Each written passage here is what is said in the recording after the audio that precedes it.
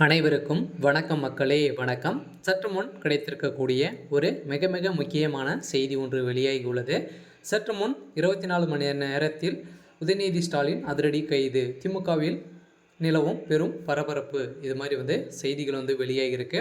So இதை பற்றி தான் இந்த வீடியோவில் நாம் முழுமையாக பார்க்க போகிறோம். ஸோ அதுக்கு முன்னாடி நம்ம சேனலுக்கு இப்போ தான் நீங்கள் முதல் முறையாக வந்திருக்கீங்க அப்படின்னா மறக்காமல் நம்மளுடைய சேனலை சப்ஸ்கிரைப் பண்ணிக்கோங்க.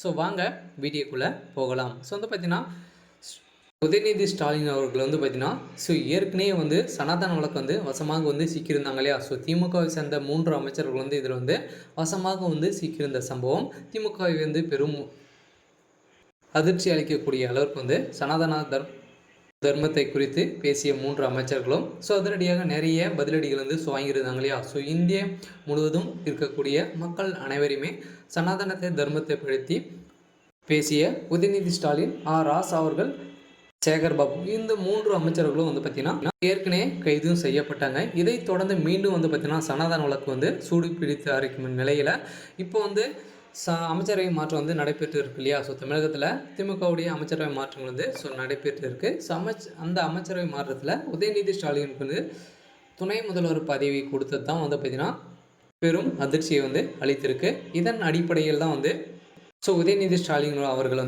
கைது செய்யப்படணும் அப்படின்ற மாதிரி பார்த்தீங்கன்னா இந்தியா முழுவதுமே சதுரடியாக மீண்டும் சனாதன வழக்கில் வசமாக சிக்கி அவர் கைது 24 மணி நேரத்தில் கைது செய்யப்படணும் அப்படின்ற மாதிரி மக்கள் அனைவருமே பெரும் போராட்டங்கள் நடத்தி வருகின்ற நிலையில் தான் சோதரடியாக உதயநிதி ஸ்டாலின் அவர்கள் கைது செய்யப்பட போவதாக இருவோடு இருவாக பார்த்தீங்கன்னா ஒரு பரபரப்பான செய்தி தான் வெளியாயிருக்கு. ஏற்கனவே பார்த்தீங்கன்னா ஆந்திர மாநிலத்தில் துணை முதல்வர் பகவான் கல்யாண் சனாதன தர்மத்தை ஒழிக்க முடியாது என அப்படி சொன்னவர்கள் தான் அழிந்து போவார்கள் என கூறியிருந்த நிலையில் இதை தொடர்ந்து பார்த்தீங்கன்னா செய்தியாளர்கள் எழுப்பிய கேள்விக்கு பதிலளித்த தமிழக துணை முதல்வர் அமைச்சர் உதயநிதி ஸ்டாலின் அதையும் பொறுத்து இருப்போம் எனவும் பார்த்து கொள்வோம் என சொல்லியிருந்த நிலையில் மீண்டும் திருப்பதியில் நேற்று நிகழ்ச்சி ஒன்றில் பேசிய பகவான் கல்யாண், இங்கு நிறைய பேர் தமிழ் பேசுகிறார்கள் இருக்கிறார்கள், ஆனால் எனவே தமிழில் கூறினேன்.